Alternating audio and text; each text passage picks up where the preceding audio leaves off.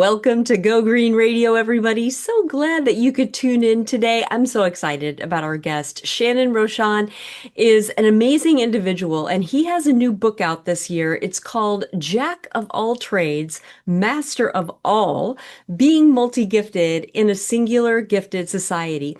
He's also a school board trustee at the Wayne-Westland Community School District in Michigan. And he's the founder and executive director of BlackCount, which is a nonprofit organization dedicated to increasing Black representation in civic life. So I'm so excited that you all could tune in and as we talk with him about his views on leadership, representation, environmental justice, and so much more. So first of all, I just want to say welcome to Go Green Radio, Shannon. I'm so excited to have you on the show. Jill, I'm excited to be on the show. When we met, you just had this exuberant personality. I was like, Jill's my girl. She's cool. And the feeling was mutual. We just really vibed, and I'm so excited to kind of have a deeper conversation. We were at a conference, and you know how it is. Like Yeah. everybody's chit-chatting, but we really get to dive deep. And I am such a fan of your book, and so I want to start by talking about it because it means a lot to me. I'm sharing it with my kids, who I feel, of course, it's hard to be objective, but I think they're multi-gifted. And I want to talk about what it means, what you define multi-gifted to be, and why is it so important for individuals to recognize that trait in themselves? Yes, yes, yes. I believe every person is born with multiple gifts. People say, well, no, I just do this. I think if we really do a deep dive within ourselves, we're born with multiple gifts. And I think society tells us that we should just pick one gift. We should pick one career, one identity. This is who you are. Don't deviate.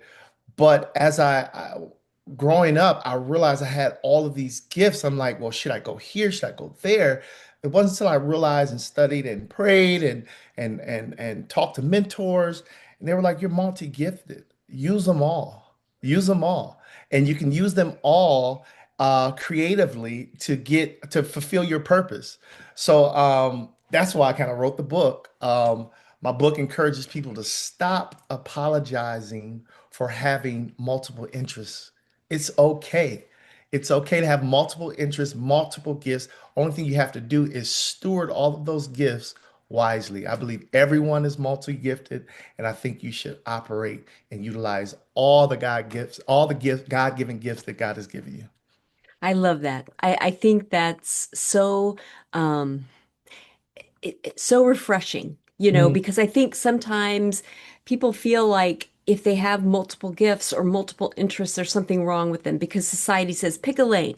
Mhm. And, society doesn't always equip people with the tools that they need to shine through all Mhm. those gifts.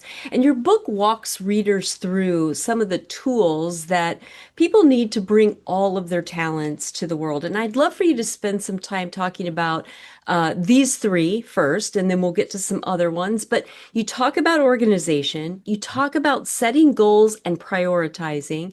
And then a really important one, I think, is cultivating focus and discipline. Talk to us Mhm. about those three.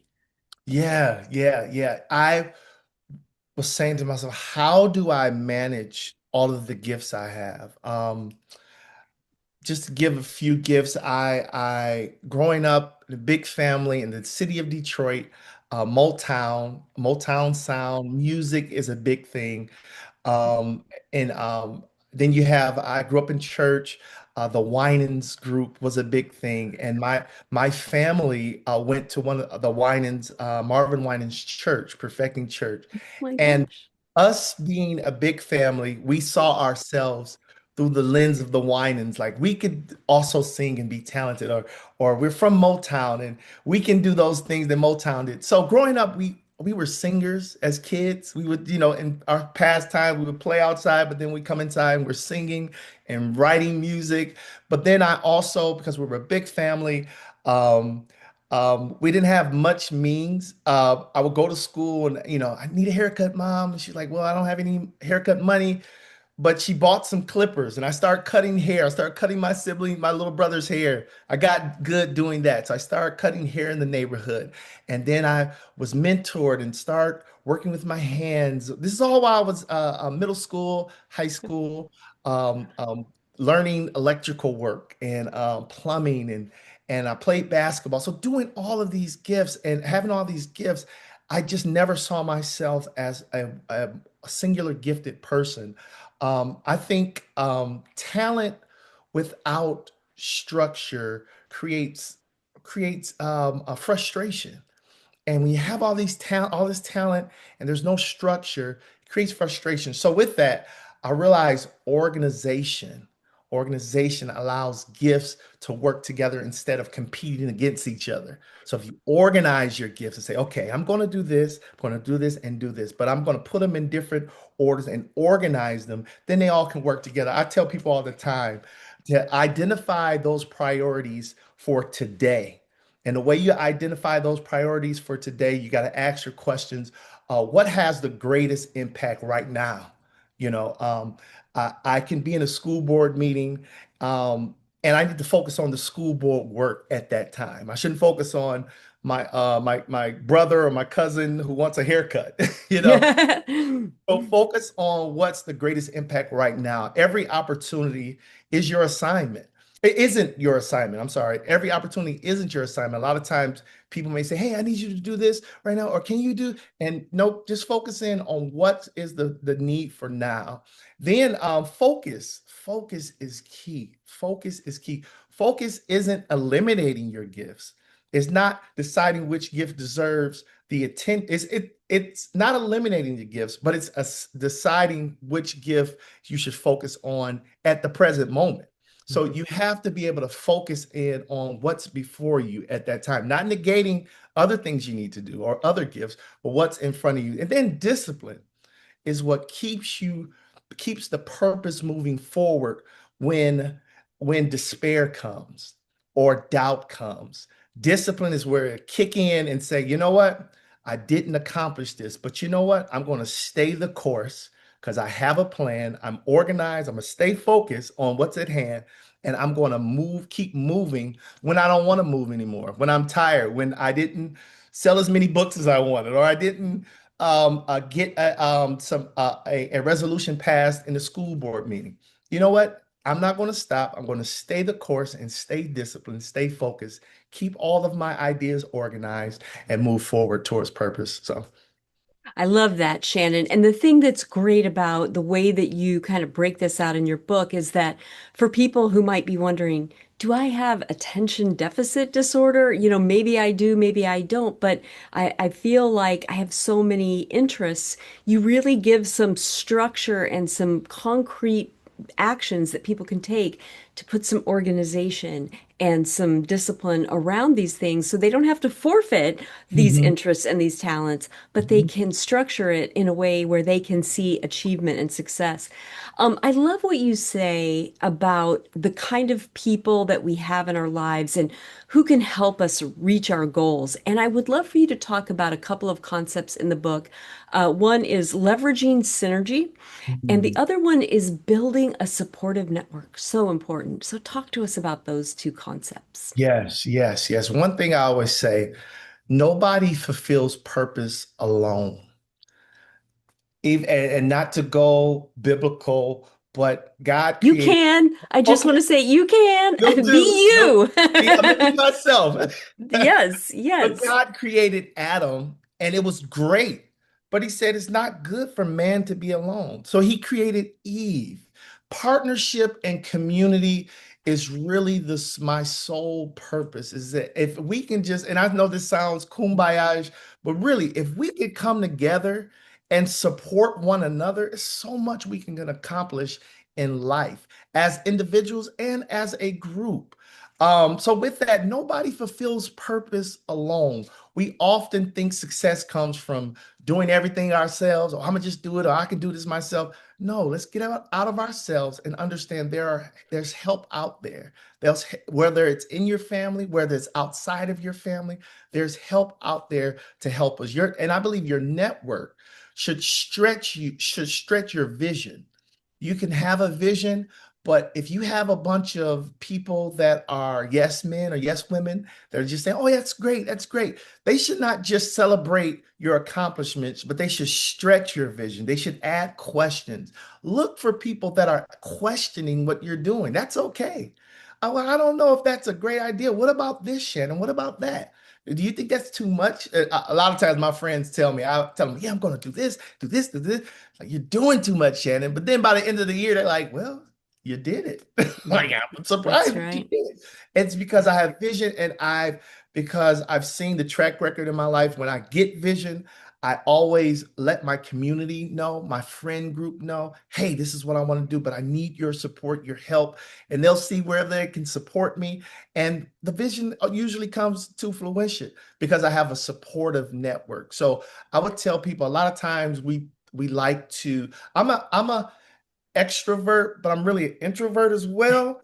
And I like to do things myself and don't want to bug anybody, don't want to ask questions, ask people for help. But you have to get out of that mindset of, you know what, I need help. Even though I think I have the plan to the T, run it by someone else, run it by a few people, and they'll help perfect that gift so you can move forward in your purpose. I love that. Your book also talks about, celebrating milestones and success Yeah. as you overcome challenges, overcome setbacks. Celebrate, when something goes right. Talk to us about that. Yeah, yeah. I think every multi-gifted person experience sometimes seasons of doubt, season of you're questioning yourself, seasons of am I doing too much? And I think what we need to do is focus on not just celebrating the end result, but celebrate the times when it was tough and the smaller wins. I say the smaller wins are if you had a difficult week or something challenging happened during that week or that day. By the end of the day, there's a certain level of gratefulness we need to find within and say, hey, this didn't go like I liked it, but you know what? It could have been worse. The half glass full mindset. It could have been worse. And I made it through the day. I made it through the end of the week. I'm grateful. And you know what? I'm going to get that ice cream I said I wanted and celebrate the fact that it could have been worse, but I'm able to still live and have another day to complete that purpose and that goal. You know what? Everybody needs a friend like you, Shannon. Like somebody with this positive energy, just, encouraging folks. And that's why I wanted to bring you to our listeners because I think everybody is so in need of this message right now. We have so much more to talk about. We're going to take a quick commercial break, but don't go away, folks. There's more Go Green Radio right after this.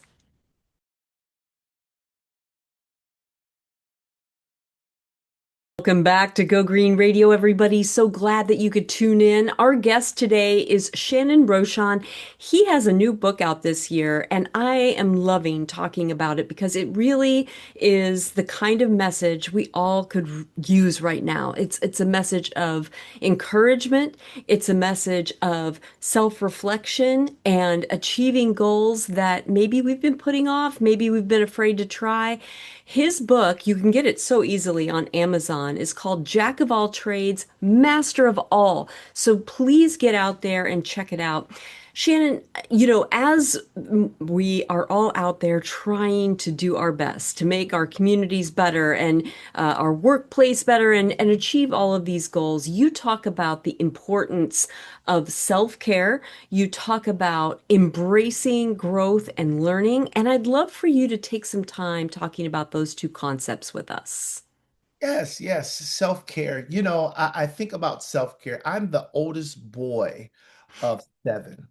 Big At times, I would be responsible making sure my siblings get to school on time, and I would pick them up at school while my mom was at work. And they would always look to me like, "Hey, Shannon, can we get some snacks from the store?" And I will always try to make sure I have snacks for them. At times, we didn't have the means to get all the snacks, and at times, I remember my little sister. I got them all some little juices and some little bags of chips. and they were eating. They were so happy, and they were like, "Shannon, where's yours?" And I was like, "Oh, I'll be fine." And really, I just didn't have any more money, and to buy me something. By the grace of God, for some reason, there was always somebody to pour back into me. When I didn't have the means, they would say, "Hey, can I buy you lunch today?" Or, "Hey, come here with me and you can eat here." And there was just always that ram in the bush to help me out. Um, from that, I realized that I pour into so many other people all the time, from when I was younger, my little siblings, to my community, from my church group, from everyone. And I love doing that. That's my passion. But I find myself empty at times. So in my older age, I said, I really need to focus on self-care. Going through therapy, I said, I'm going to start therapy. I think everything is good, but I'm going to be start therapy. And I talked to a therapist, and they said, you want to focus on self-care. What do you do for yourself at the end of the week? And I said, you know what? Nothing. And what I end up doing is, and I'll preface this to say, I'm a very masculine man. I work on cars. I'm educator. I can play basketball, sports, and very masculine. But my self-care routine now, I love. And I'm going to put this out here for men. One thing I do on a weekly to bi-weekly basis is I get a facial. I I get a love that. I love that so I'm much. telling you, and I begin to focus on getting facials and maybe once a month get a manicure and pedicure. And back in the day, I was like, no, I'm good. I don't need that. My hands are ashy, they're dry, my nails are breaking. I'm a man. No. I love getting my facials. I don't even know the names of everything, but the little patches under my eyes, I put that on, and the toner and the nightly moisturizing routine. I've learned that, but that's what I do to pour into myself. I realize self-care isn't being selfish, but it's really filling your own cup. And I do the facial thing, I do the manicure thing, I do the pedicure thing, and I'm a masculine man, and I encourage every man out there facial. It'll change your life. And I love that because sometimes self-care can be the most surprising activities. Yes. But whatever restores you. I had a good friend when I was years ago, before I started the Go Green Initiative, and I was very active in PTA and volunteering. And one of my friends said, I see you running around and you've got three kids at home too, and you're kind of looking haggard. You can't pour from an empty pitcher. You need Mm, to do something to get yourself yes. filled back up. So I think that's very important, and I love that section of your book as well. As you mentioned in the last segment, you and I met this year in DC at Yeah. the National School Boards Association Advocacy Institute. And that's where I learned that you're a school board member in the Wayne-Westland Community School District in Michigan. Talk to us about your time on the school board and some of the most exciting things that you've been able to work on in that capacity. Wow. As a school board member, I realize, first of all, the most exciting thing is really coming out of the governance portion of the school board meetings, but going to the actual schools, to the elementary, the middle schools, the high schools, communing with the students, going to lunchroom, hearing their opinions. That is the most fulfilling part. I'm going to get back to that, but one thing being on the school board, I created immediate impact because I said we need to focus on our student achievement as a whole. Our student culture, our student grades, academics, just students we're focused on something that's student-centered. So I suggested and we created in our Wayne-Westland School Board, I started in the chair, and I'm the chair of the Student Achievement Committee. And we from that committee, we've started a parent advisory committee where we bring the district's parents together. It's almost like a district-wide PTO. And we bring them together and get their input on the different schools that their children attend, and the community, and ways we can improve our student life. Then from there, we started a student advisory committee because by being on the school board, we talk about students and what they need and what we should do for them, but we don't have enough student impact and student advice. So from there, we've created this student advisory committee where students have direct say to the school board, say, hey, we don't like these lunches, or we Mhm. need more time taking some of these tests, or our community, we want to do start this new group or that new group, but making sure our students have a voice. So that is some of the most exciting things that I've and experiences I've had on the school board, as far as governing. But going into the schools, man, it's been so fulfilling and exciting. I would go to lunchrooms of fifth graders, and they would ask me, "Hey, are you the new principal?" Like, no, I'm a school board member. They're like, great, because we love our principal. We don't want him to leave. I'm like, no problem. I'm just here to hear you guys and talk to you guys. And they would say, so what do you do? I'm like, I'm a school board member. And of course, they had no clue what that was. The principal said, well, he does the governance of the school's issues, and make sure that we're on track. And they're kind of over us. And he said that. It was like, oh, well, maybe I want to become a school board member if we're over the principals.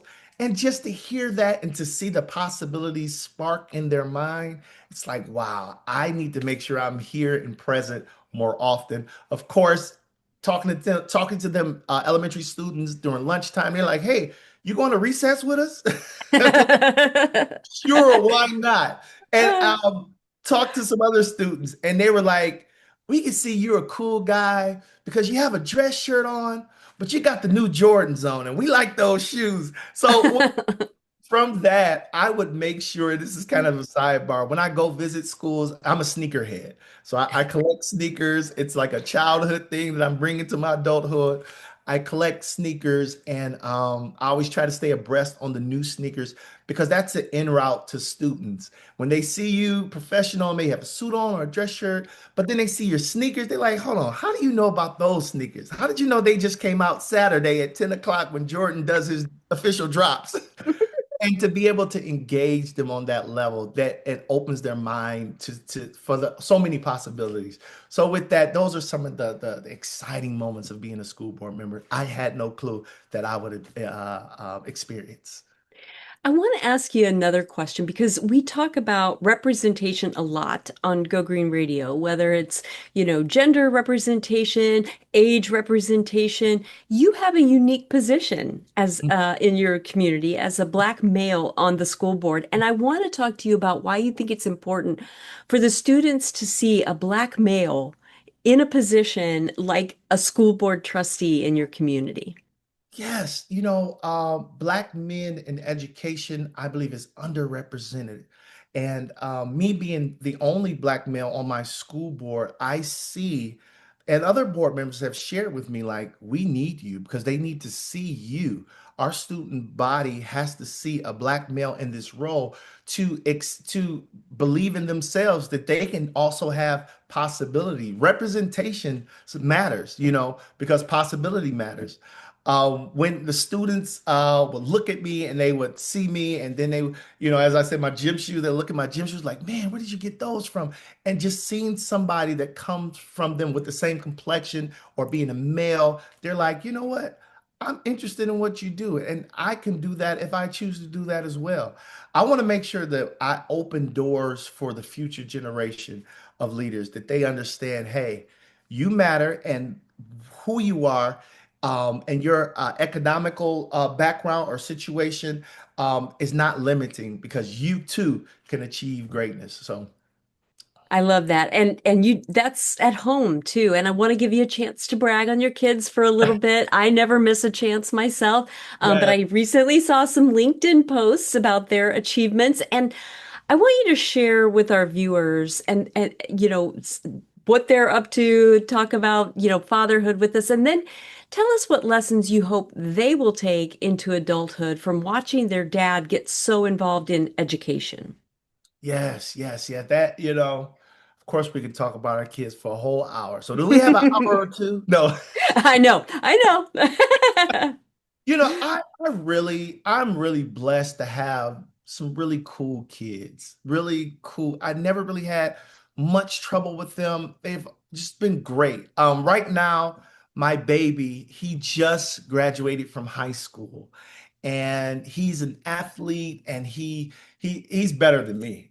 He's I mean in all ways. He's just super mature. He just turned 18 2 weeks ago and he's like 18 going on 35. He's very mature, level head and he is a athlete at school, basketball, football, but he recently received a scholarship to play football in college. So he's excited about that, and I'm excited for him. And he's just, he has his friends group, they all play sports, and his scholarship came in later in the year, and he was like, I didn't think I was going to get it, but he got it, and it's really working out for him. And I'm just so proud and just so happy for him.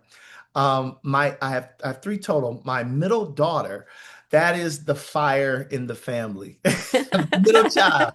She's fearless, she's stylish, and she's almost like a little sister to me because I can talk to her about everything. Like today at work, this happened. I don't know what I should do. She's like, Dad, you can do it. She encourages me at times. You can do it. No judgment. I'm here to support you, whichever way you go. And I'm like, you're my little friend, my little broke friend. I love it. Amazing, amazing. And then my oldest daughter, just a super, just a gem. She just recently graduated from college, and Oh, yes, she just recently graduated from college in April.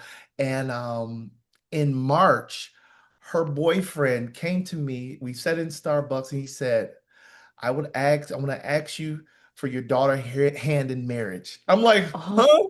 oh My my heart's beating. goodness. I'm like, oh my so I'm trying to be the tough guy, dad. I'm like, well, if you want my daughter's hand in marriage, you have to understand that she's a jewel, that she's just really different. She's very awesome. She's charismatic. She's this. And I'm just going about all these attributes about her, just letting him know how I feel about her. And to look in his eyes and for him to jump in and say, right, I know she's different. That's why I love Yes. her. It brought me to tears like, okay, Oh, I'm the father and I'm not going to cry, but it really brought me to tears and brought just this level of, I know that she would be in good hands. So she's just graduated. He graduated last year and they're working together in the hospitals. She's going into nursing and it's just a beautiful sight. I'll say this to end is that she's in the in-between time before they get married and she's like, Dad, can I stay with you, for a couple months, as we like, yeah, sure. So I so got my daughter good. back in my home. I'm like excited, like, you need some That's breakfast, the eat this, you have best. gas in your car. Just so chipper. At times, he's just made himself home here. He comes in, he's cooking. He's like, "Hey, Dad, I made some dinner for you and Shannon. You want some?" And you're cooking for me. I'm just in heaven right now because I have them both in my home. My daughter's in my home, and he's coming by like every day. And I just love it. So I'm so proud of them. But one thing I want them to know as I wrap up at this last thing is I want them to understand that influence is not measured by how famous you are or all the things you do, but how you influence other lives and improve other lives. I'm big on community and serving others because it'll come back to you. So if they can see that in my life, I've done a good job and I'm happy about it.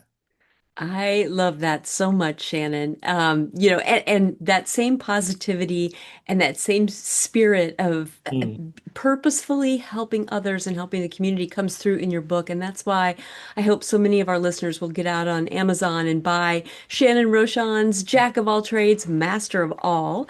We're going to take a quick commercial break, but when we come back, we have so much more with Shannon. So don't go away, folks. There's more Go Green Radio right after this.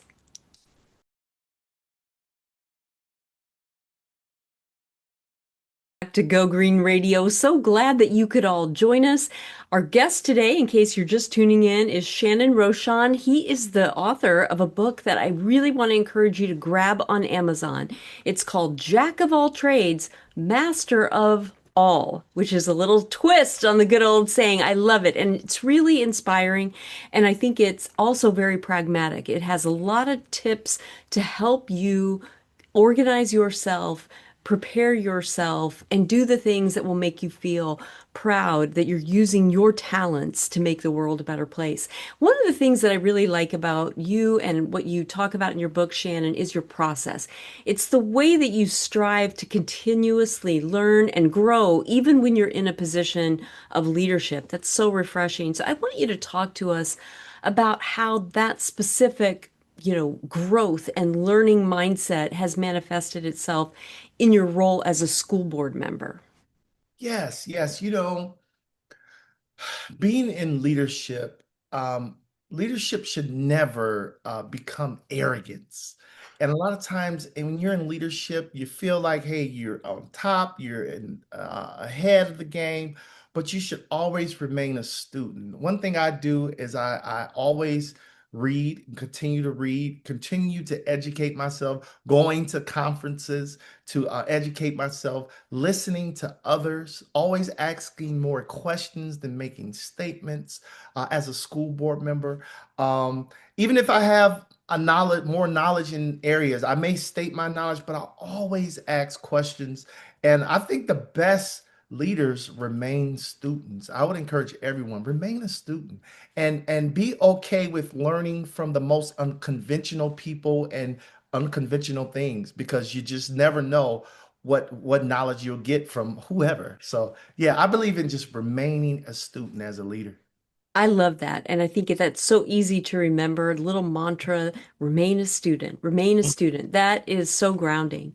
All Mhm. right, I'm going to ask you for a little advice now because, as many of my listeners know, my nonprofit organization, the Go Green Initiative, works with school districts throughout the country.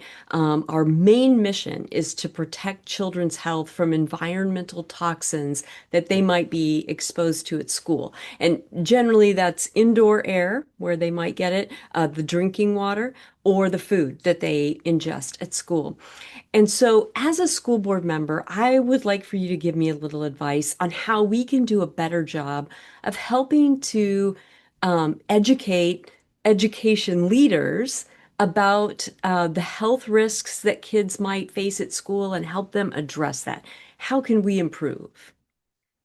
You know, one thing I always say is healthy students learn better. Um, School boards first should already be thinking about indoor air quality, uh, clean drinking water, the healthy nutrition during lunchtime. I think one way that you guys could help is continue doing the work that you're doing. A lot of your information has reached my school board without even me bringing it. I brought some information to my school board from your table from Go Green, and they were like, "Yeah, I saw this as well. Let's work on this initiative." So continue the work that you're doing. One thing I would say that could add to that is if you guys and people can begin to partner with other organizations that's doing the similar work, other local businesses, other churches and nonprofits, and come together as a collective. And from that collective, approach school boards like, hey, your local businesses want to get involved in this. They support this initiative. We want to help you bring this initiative to your school. So, as a collective group, we're coming to you asking if we can implement this. So, I think coming together as a group, a collective to school board members, they see the power that you guys have and the passion that you have, and they're more welcoming. Like, you know what? They're partnering with our local businesses, our local churches, our local nonprofits. Let's get this initiative going because it's important that we have a clean water, clean environment, clean air for our students as a whole. That's great advice, and we can do that. So Yeah. you gave me some good advice, and I really appreciate that. I love the fact that in addition to your other role as a school board member, you're also the founder and executive director of a nonprofit organization yourself. It's called BlackCount, and I want you to talk to us about why you founded BlackCount and what you are working to achieve. Yes, yes. I founded BlackCount because I saw the gap between in the incredible talents that Black communities have and their representation in concerning civic leadership and civic engagement. I wanted to bridge As I said, I've come from a musical background. I sing, play the piano, do a few things musically, and I saw my community being so talented in the entertainment industry, musically and kind. I said, if I can mesh that with civic engagement, we could really make something happen. So what I started doing is doing voter registration drives at music events, at community events. We currently partner with the Aretha Franklin Amphitheater in the city of Detroit, where they have summer concerts every week, and they allowed us to come as an organization to set up voter registration tabling, doing nonpartisan work, voter registration tabling, informing people on voter education, and just supporting people if they need rides to the polls, things of that nature. So that's why we started BlackCount, is to bridge that gap between entertainment, music, make it fun to be civically engaged. So that's where it comes from. Our goal is to build our community and sustain and develop leaders through civic engagement. Love it. Love Yeah. it. Now, one of the programs, you have a couple of different programs under Black Count, and one of them is the National Black Male School Board Association. And I'd love for you to tell us more about the vision of that association and some of the various pillars of leadership that you've outlined. Yes, yes, yes. We started that organization, as I said, because we realized that Black men are underrepresented in educational governance. And Mhm. so we encourage Black men to get involved in school boards. We support other Black men that are in school boards that may feel alone. Let them know you're not alone. You have a group that's here to support you. We encourage others to run for school board just so that representation is there. Some of our pillars are leadership development, educational excellence, community engagement, advocacy work. We also do mentorship and professional development. We really want Black men serving on the school board to know that they're not alone. They're not alone. We're here to support. And really, any color or creed or person, we're here to support you. If you want to get into education, we're here to support. So that's why we opened this up. Also, one thing with our National Black Male School Board Association, every year we do a scholarship fund for people that want to go into education.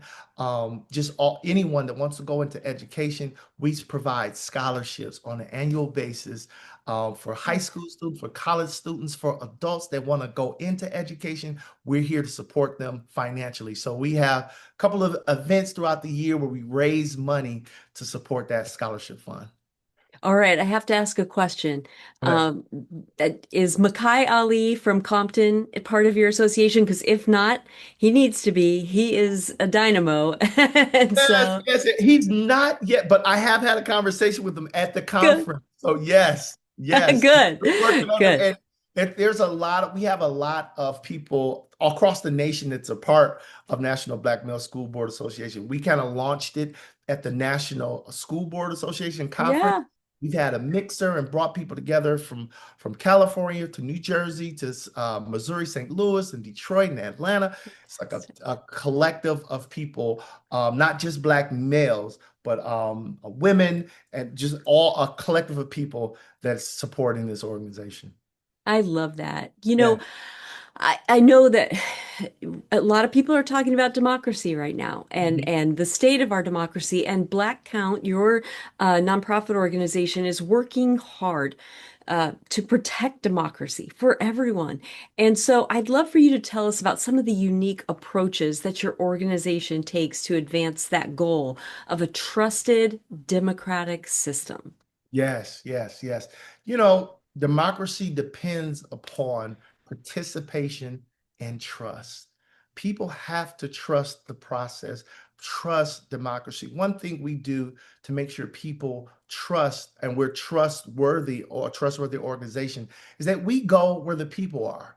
We don't bring people, hey, come to us. We go to the communities, we go to the concerts. A lot of times in concerts, people are more open and welcoming and interested to say, hey, what are you guys talking about? I'm here to listen to this concert. I see this table. You guys are giving out gifts. What are you selling? Like, no, we're not selling. We're just informing you on the election process. asking if you're registered to vote. Do you know your polling location? Do you need assistance or know anyone that needs assistance for a ride to vote? And just being a trusted source for people in the community that, hey, we're here to support you in your civic and want to encourage civic engagement. So those are some of the ways that we connect with people is through tabling at concerts, community groups, and just sometimes we have virtual conversations or just a kickback, we'll say, amongst our homes where we have family and friends come over. We just talk about democracy and what's going on at this time. Cool thing about us, we're nonpartisan. We have people from both sides on in our part of our organization. The goal is really just to become a trusted source for including civic engagement and encouraging people to vote. I love that approach. And I talk to my folks about that a lot. I learned that lesson from then candidate Obama.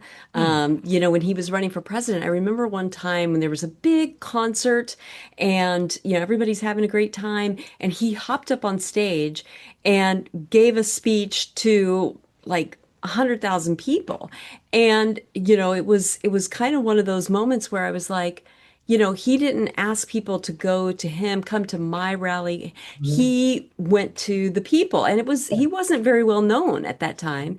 And that really was a turning point for him in that campaign. And I remember thinking that's even applicable online. Like, if there's a place where people are already gathered, like Reddit or something, go there with your message. If they're already gathered, and they're talking about things that are important to them or having fun, and you can add something to the conversation, go there. And so it's humble and it's also effective. And Yeah. so I love that you guys do that. Yes, yes, that's our passion. That's what we do.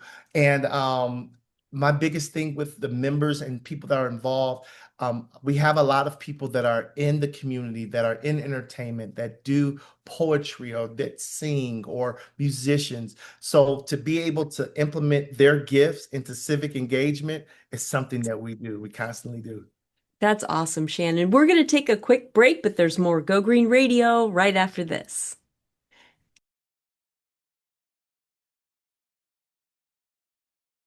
Welcome back to Go Green Radio. In case you're just joining us, our guest today is Shannon Rochon. He's got a book out that you have to get a hold of. It's easy. Go to Amazon and type in his name or Jack of all trades, master of all. It's a great read and it's going to encourage you to be all that you can be, use all of your gifts in a really smart and fulfilling way. So check that out. Because this is Go Green Radio, Shannon. I mean, we could just chit chat about, education and kids all day, but because this is Go Green Radio, I want to ask you about environmental justice because on your LinkedIn profile, among the many things that it lists that you are interested in and an advocate for, it lists environmental justice advocate. And I want to give you time to talk about that concept and how you advocate for it. Yes, yes. I am an advocate for environmental justice. It started, I partnered and worked with Michigan League of Conservation Voters. There, I was the senior partnership director, and my goal was to partner with local businesses, schools, community groups, getting them more involved in environmental work. From there, I began to realize how the environment affected my immediate family. Um, my little brother, he grew up with really bad asthma, and we was wondering like, why does he have asthma? But we realized it was because we moved to a neighborhood that had like a local a plant that was spewing out pollution in the air, and a lot of the kids in the area dealt with really bad asthma. And it wasn't until I made that correlation, like, oh, that's why, that I became a really advocate even outside of Michigan League of Conservation Voters for environmental justice, because I realized a lot of environmental justice issues are civil rights issues because the environment, there are environmental inequities that usually affect marginalized communities. From there, I began to focus on clean water. I lived in the city of Detroit. We have Detroit River, a beautiful Great Lakes, but there were times where people were couldn't afford to keep their water on and not to be able to have a supply of water coming in their house. There's all type of issues that comes from there. So just being an advocate for clean water, fighting against water shutoffs, things of that nature. That's when I became a real advocate for environmental justice. That's what that means to me, that all have access to clean water, clean air, clean neighborhoods. So that is a passion of mine. Even though I've moved on from Michigan League of Conservation Voters, I still am a great advocate for environmental justice. That's the part two of this show that we've got to Yes, do. let's do it. Let's do it. Yes. Yeah, because our vision statement for the Go Green Initiative is environmental justice for every child in Mm, every school. And there are things that we're looking for. We want environmental laws and regulations like no lead in drinking water to apply to schools. And it doesn't always, because sometimes between the water distribution line out in the middle of the street and the plumbing that's in an old and kind of run down school that needs investment, in that plumbing there's lead, and mhm. therefore maybe the community isn't getting lead in their water, but the kids are from the drinking fountains and those kinds of things. And so we'll have you back on and we'll talk more about that. So Look forward to it. um Go Green Radio listeners are used to this. This is our 19th season, if you can believe it. We started this show in 2008. I was but a child, I swear. Yeah. Um, but we love a good call to action. We like to get involved. So, what are some of the ways that our listeners and our viewers can support the work that you're doing across the various organizations that you lead? Yes, yes. I believe support starts with involvement. We just got to get involved. And if you want to get involved in the work that we're doing, visit our website, blackcount.org. Again, blackcount.org. You can volunteer. You can donate. As I said earlier, we have a scholarship fund for people that are interested going into education. We do a scholarship fund every year. We do a sneaker ball where we raise that money, and all that money goes directly to students, high school students, college students, and people that are out of school that want to transition into education. So you can donate to that. You can sign up for one of our initiatives. You can redirect people to our website, blackcount.org. One thing on Black Count we've started this year is we start doing t-shirts and hats and merchandise. If you have some time, buy a t-shirt, a hat, and just wear it. A Black Count hat, t-shirt. People are going to ask, what is Black Count? From there, you don't even have to know what all Black Count is about. Just say, hey, go to the website, blackcount.org. There are tons of initiatives to get involved and to volunteer and even to register to vote just from our website. So share our work, purchase some merchandise, or donate to our scholarship fund. That would be great. I love that. We will continue to hype that, Shannon. I have Um, one more thing. We've been talking about this all day. Is also support by buying a book. that's right. That's right. Buy Jack that of all book. trade, master of all, how to master all of your God-given talents. Support that with us. Absolutely. And I want to underscore that and put an exclamation point behind it because I really love the book and I'm going to be buying them as well and giving them to my kids and so I love it. And maybe, you know what? Maybe we'll do a book club with some of our Go Green Let's do it. initiative folks and maybe we'll have you do some cameos. That was just an idea. So okay. Um Sounds great. Many of our viewers are young adults. Some of them are in college or trade school or just starting out in their careers, and they have a lot of doubts about the future and, how they're going to make a living in our rapidly changing world. And because you talk about using your God-given talents and being multi-gifted, take some time to give those young people some advice.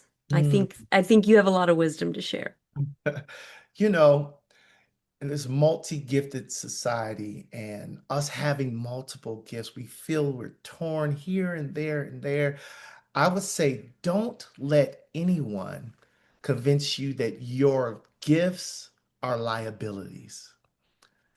Your gifts are for your purpose, for you to complete.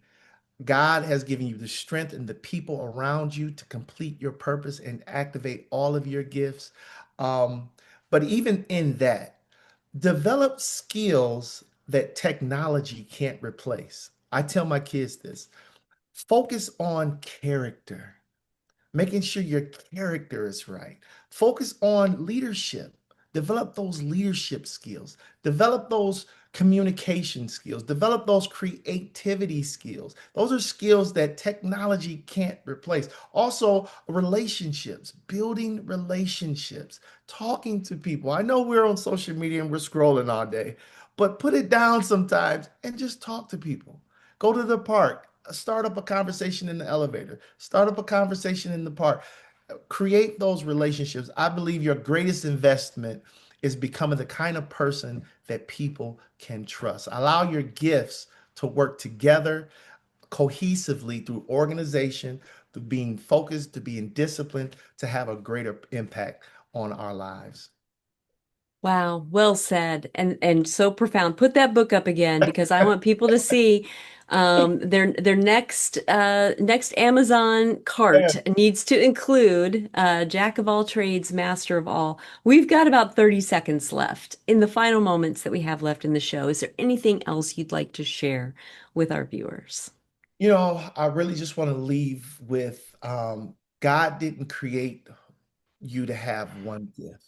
I know you may say, well, I'm only good at this, but there's some other things that you're gifted in, that you're talented in, that you were able to contribute in society.